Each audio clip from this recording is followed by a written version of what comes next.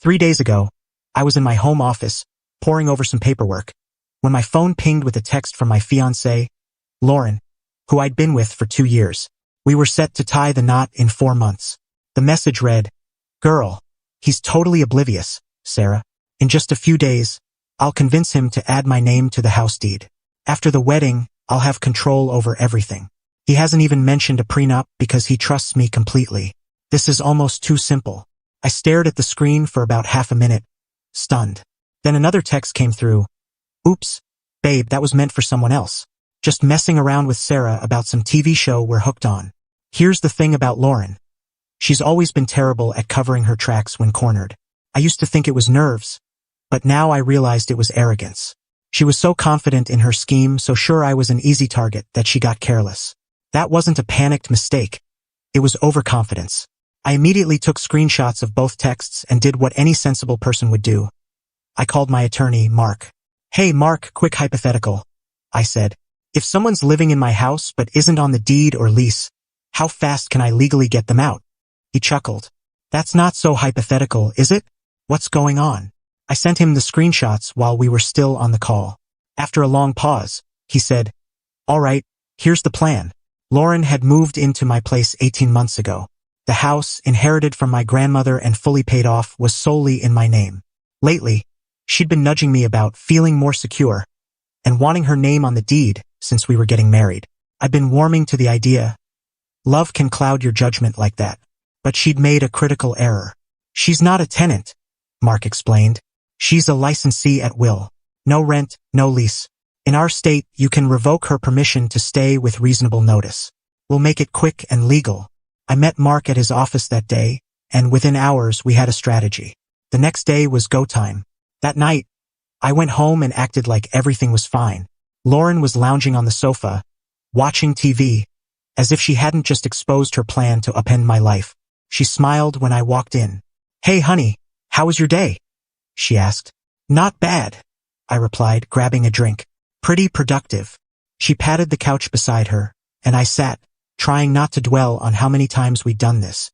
How many of her words had been lies.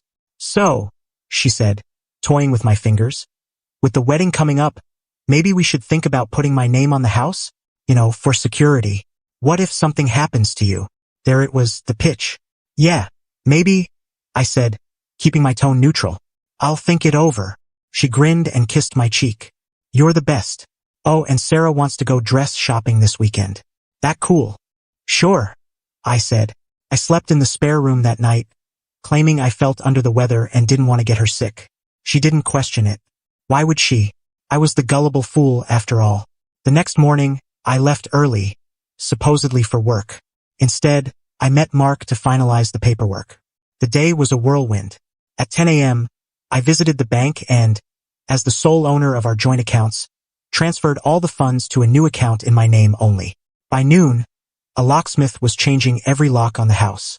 At 12:30 p.m., a formal eviction notice was taped to the front door. By 1 p.m., movers Mark had arranged began packing Lauren's belongings. Took them 3 hours. By 4 p.m., everything she owned was in a storage unit, paid for 1 month. More than legally required, but I wasn't heartless. Then I waited. At 5:47 p.m., she texted, "Babe, the door won't open? Is the lock jammed?" I replied, "Check the notice on the door." Silence for 3 minutes. Then my phone blew up.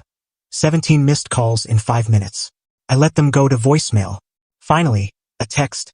"What is this? An eviction notice? Are you out of your mind?" I responded, "Your stuff is at safe storage on Oak Street, Unit 47. First month's paid. Car keys are in the lockbox by the garage. Code 4567. Her reply, "Andrew, please. Whatever you think is going on, we can talk. You can't just kick me out. I live here." I texted back, "No, you stayed here. Big difference.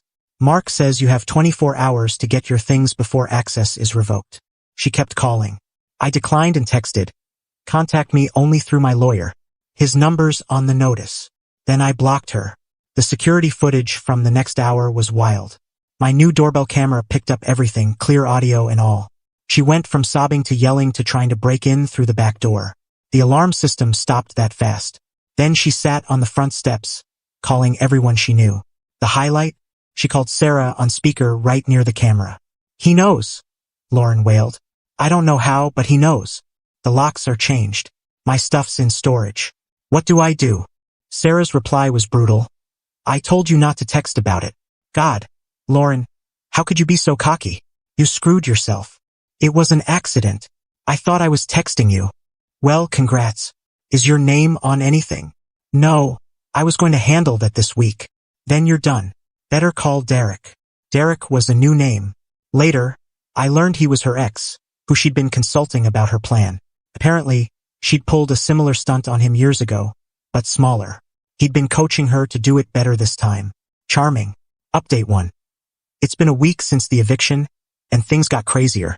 First, Lauren tried the emotional angle, showing up at my workplace with tears and a story about having nowhere to go. Security escorted her out after she made a scene. My boss asked what was happening, so I showed him the texts. He whistled. Damn. Need some time off to deal with this? Solid boss. Then came the social media storm. Lauren posted everywhere, claiming I'd lost my mind and kicked her out for no reason after 2 wonderful years. Her friends piled on, calling me every name imaginable. So I got petty and posted the screenshots. The comments were like watching a train wreck. Half her friends went quiet. The others claimed it was a joke or out of context. Sure, because everyone jokes about swindling their fiancé's house.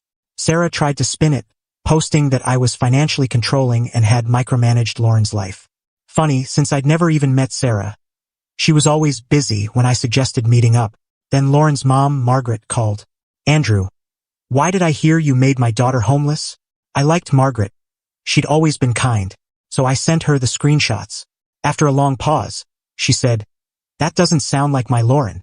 I thought so too, Margaret, I replied. She's staying with Sarah now. Says you changed the locks while she was at work. I changed them at noon. She hasn't had a job in 8 months. What? She told me she was working at that ad agency downtown. This just kept getting better. She said she quit to plan the wedding. I told her.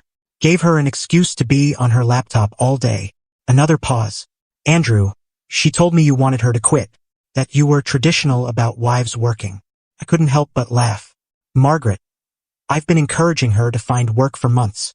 Even offered to help with her resume. I need to go. I'm so sorry, Andrew. She hung up. I felt for her. Learning your kid isn't who you thought? That's brutal. But Lauren wasn't done. She still had access to some of our wedding vendor accounts. I found out when the venue emailed me, Hi, Mr. Thompson. Confirming your request to move the wedding to next weekend and add the deluxe champagne tower. Your new balance is $47,000. $47,000. She'd bumped up the date, added every upgrade, and invited 200 extra guests. The catering bill alone was more than a car. I called the venue immediately. We can't cancel or change without both parties' consent, the coordinator said. It's in the contract. She's not my fiancée anymore. The wedding's off. I understand, but legally. What if my lawyer sends a cease and desist, plus a notice of intent to report wire fraud if you process her changes? Silence. What evidence do you have? Mark sent them a package within the hour, eviction notice, screenshots, and a stern letter. 20 minutes later, their legal team called. They canceled everything, refunded my deposit, and banned her from the premises. Then it got wilder. At 11 p.m., my phone rang. An unknown number. I almost ignored it but picked up. Don't hang up, Lauren said, her voice calm, almost icy. I'm hanging up. I can make this worth your while. That stopped me. 10 seconds. I know about your crypto wallet. My stomach dropped. I'd mentioned it once or twice in passing. A decent chunk from early investments, not life-changing but significant. So, Derek's good with tech. Really good. Are you threatening me? I'm negotiating. Give me $50,000 and I'm gone. No drama. No lawyers, no mess. Or things get messy. I was recording thanks to Mark's advice. Lauren, are you trying to extort me? She laughed. Extortion? No, I'm offering a clean exit. Think about it. Legal fees, court, time off work, $50,000, and you're free. Counteroffer. Go to hell. She hung up. I called Mark, then my bank, then the crypto exchange. Everything got locked down, new passwords, 2-factor authentication, the works. The next morning, I had 47 login attempt notifications. She'd actually tried it. The audacity. But she'd messed up again. Trying to hack financial accounts? That's a federal offense. And I had her recorded threatening it. Mark was thrilled when I played the recording. Andrew, she just handed us a felony on a silver platter. We filed a police report that afternoon. The cybercrime unit was very interested, especially since Derek left digital traces everywhere. Update 2. A month later, I thought I'd seen it all. Nope. The police arrested Derek 2 weeks ago. He cracked immediately, spilling everything, texts, emails, the lot. Lauren had been planning this for over a year. I wasn't her first target, just her biggest. But that's not the wildest part. Remember her wedding planning? She was running a side hustle I knew nothing about, romance scams. She was teaching other women how to target wealthy men and siphon their assets. She had a website, testimonials, even a $499 course called Securing Your Destiny, a woman's guide to financial independence through strategic partnerships. I'm not kidding. One of her success stories, Jessica, 29, contacted me after the social media fallout. She'd taken Lauren's course and convinced her boyfriend to buy her a car before he caught on. She felt so guilty she tracked me down. She was so persuasive, Jessica said over coffee. Framed it as empowerment, taking charge of our futures. Said men have been doing it to women forever, so why not level the playing field? How'd that work out? I asked. She laughed dryly. Lost the car, the boyfriend, and most of my friends. Lauren ghosted me after. Jessica wasn't alone. With her help, we found a cached version of Lauren's website and contacted others. 12 women shared similar stories. Lauren had been running the scam for at least 3 years. But it gets better. Mark called yesterday with news that made me laugh out loud. You won't believe this, he said. Lauren's pregnant. I froze. What? Not yours. Derek's. About 11 weeks. The timeline clicked. 11 weeks ago was when she started pushing hard for the house deed. She was pregnant with another man's child and needed to lock in my assets before it came out. How'd you find out? She's using it as leverage in the criminal case. Claims she can't go to jail because of the baby. Her lawyer submitted medical records. Is Derek supporting her? Mark snorted. Derek's in federal custody, facing 5 to 10 years for cybercrimes. He's not supporting anyone. The prosecutor called next. They offered Lauren a plea deal, her testimony against Derek for reduced charges. 2 years probation, and she had to shut down her business immediately. Violate probation and she'd serve 3 years. Why so light? I asked. First offense, she's pregnant, and Derek's the bigger target. Her cooperation seals his case. I wasn't thrilled, but Mark had another card. To avoid a costly civil trial for the extortion attempt, her lawyer agreed to a settlement. $50,000 for my legal fees and emotional distress, plus returning the engagement ring. Lauren took the deal, standing in court to admit everything.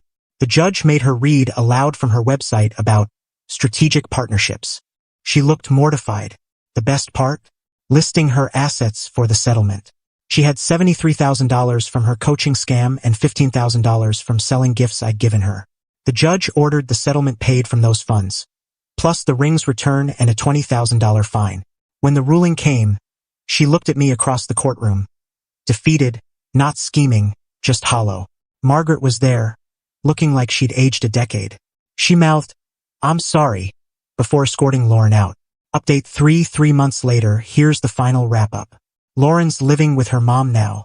The pregnancy's moving along, and I hear she's working retail at a department store, her first real job in years. Her website's gone per court order.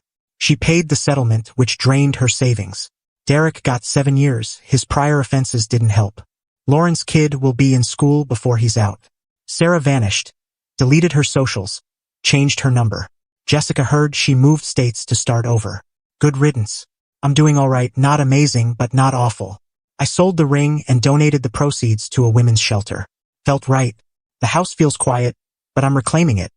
New furniture, fresh paint, and a dog named Mark, who my lawyer finds hilarious. Dating? Not yet. Trust issues are real, but therapy's helping. My therapist says I need to trust my instincts before trusting someone else. It's lonely, but it makes sense. I sometimes wonder if any of it was real. Did she ever care? Or was every moment a lie? I'll never know, and maybe that's okay. Margaret texts me occasionally. Brief apologies. Like, I hope you're healing. I don't respond. What's there to say? It's not her fault her daughter was a career con artist. The funniest twist? The women from Lauren's course started a group chat called Lauren's Survivors. We meet monthly for drinks, swapping stories about her tactics. It's oddly healing. Jessica's dating a social worker who thinks the story's wild but loves her anyway. Another woman, Rachel, launched a legit financial planning business for women, joking that Lauren taught her what not to do. Last week, someone asked if I regretted posting the screenshots. I thought about it. No. If I hadn't, she'd be targeting someone else. Maybe your sister or friend. They all nodded. We knew the cost of silence. So that's it.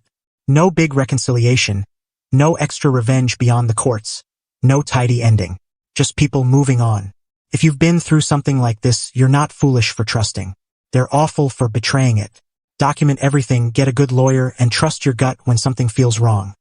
It usually is. Oh, and double-check who you're texting before you hit send. You never know when your own arrogance might save someone else's life. Peace out, and thanks for following my weird saga. Now, if you'll excuse me, Mark the dog needs his walk.